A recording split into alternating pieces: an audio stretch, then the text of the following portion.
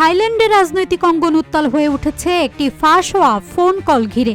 সম্প্রতি দেশটির প্রধানমন্ত্রী পায়েতং তার্ন সিনুয়াত্রা ও কম্বোডিয়ার সাবেক প্রধানমন্ত্রী হুন সেনের একটি 17 মিনিট দীর্ঘ অডিও আলাপ ফাঁস হয়েছে, যা ঘিরে শুরু হয়েছে তীব্র বিতর্ক ও রাজনৈতিক টানাপোড়েন।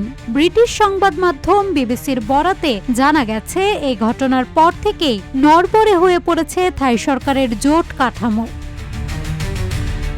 ফাঁস হওয়া অডিওতে সীমান্ত বিরোধ নিয়ে আলোচনা করতে দেখা যায় দুই নেতাকে। মে মাসে সীমান্তের সংঘর্ষে একজন কম্বোডিয়ান সেনা নিহত হওয়ার প্রেক্ষিতে দুই দেশের মধ্যে উত্তেজনা বাড়তে থাকে। পাল্টাপাল্টি নিষেধাজ্ঞায় থাইল্যান্ড বন্ধ করে দেয় ফল, সবজি, বিদ্যুৎ ও ইন্টারনেট রপ্তানি।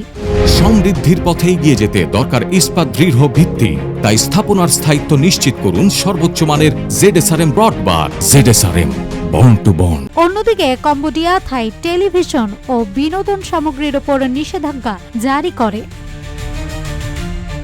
অডিওতে প্রধানমন্ত্রী সিনুয়াত্রাকে বলতে শোনা যায় তিনি একজন থাই সামরিক কমান্ডারকে বরখাস্ত করতে যাচ্ছেন বা ইতোমধ্যেই করেছেন। ওই অফিসার শান্তি প্রতিষ্ঠার নামে ভুল বার্তা দিয়েছেন বলে দাবি করেন তিনি। পরে সিনুয়াত্রা এই কলকে আলোচনার কৌশল বলে ব্যাখ্যা করেন এবং জানান তিনি জানতেন না যে কলটি রেকর্ড করা হচ্ছিল।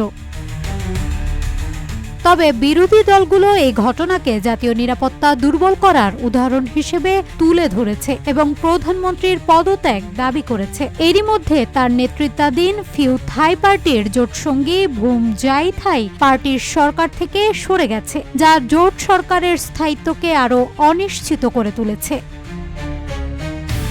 যদিও এখনো সংখ্যাগরিষ্ঠতা ধরে রেখেছে ফিউ থাই পার্টি, তবে অন্য আরও দুটি জোট দলের অবস্থান আজকের আলোচনার পর স্পষ্ট হবে। যদি এদের কেউ সরে দাঁড়ায় তাহলে থাইল্যান্ডের রাজনীতিতে নাটকীয় পরিবর্তনের সম্ভাবনা উড়িয়ে দেয়া যাচ্ছে না। নিউজ ডেস্ক, রূপালী বাংলাদেশ।